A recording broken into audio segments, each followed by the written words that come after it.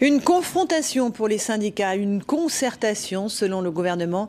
Le chantier de la réforme des retraites s'est ouvert ce matin par le grand défilé des partenaires sociaux chez Éric Woerth, le ministre du Travail. Il n'y a plus beaucoup de liberté pour les salariés aujourd'hui. Une des seules qui demeure, c'est le droit de pouvoir partir en retraite à 60 ans. Ce droit doit demeurer, une majorité de Français le considère comme tel. Je voulais dire une chose, c'est-à-dire que nous restons attachés à la retraite à 60 ans comme âge légal de départ en retraite. On doit maintenir dans ce pays qui souffre tellement des inégalités, de l'injustice, on doit maintenir le financement des retraites par répartition. C'est parce que j'ai l'habitude de ne pas me laisser le clouer le bec par des pseudo-évidences qui ne sont que des préjugés. Par contre, ce qui est juste, je suis apathique, vous avez raison de dire, c'est que si c'est moi qui m'en occupe, oui, il y aura la main de fer pour que la répartition se fasse dans l'autre sens. Ça, c'est tout à fait clair. Les retraites des Avec moi, les riches paieront, ça c'est clair. Et je pense qu'ils entendent le message.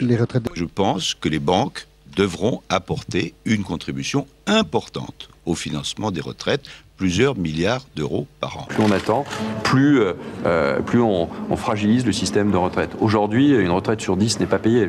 Les critères qui ont été mis en œuvre par l'État pour définir ces zones, qui, je le rappelle aujourd'hui, sont des zones de solidarité, sont des critères objectifs qui n'appellent pas de remise en cause, en tout cas pas dans la phase actuelle. On veut des digues, pas du pognon!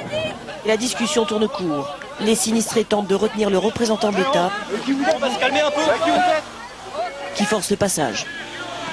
Ce que nous exigeons avec les maires et les associations, c'est la suspension du zonage, l'ouverture de la concertation et des expertises contradictoires.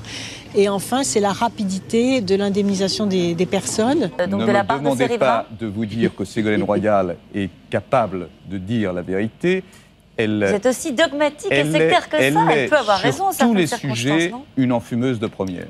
S'il n'y a pas d'élection présidentielle anticipée, j'ai pris la décision de ne pas être candidat lors de la prochaine présidentielle. Je crois que je suis apte aussi à rassembler autour de ma personne. Je suis candidate à la succession de mon père, donc je pense que c'est mon devoir. Qu'on arrête aussi avec cette béatitude face au président Kaczynski. Et c'est ça qui me dérange, c'est-à-dire qu'aujourd'hui, c'est horrible qu'un homme meure dans un accident, mais M. Kaczynski était une personnalité, franchement, qui avait ses mérites à un moment, mais qui était une personnalité détestable. Mon Dieu, merci d'avoir épargné Nicolas, merci. Si c'était arrivé à notre gentil président, nous n'aurions pas survécu. Merci pour la France. Oui, tout le monde est bouleversé.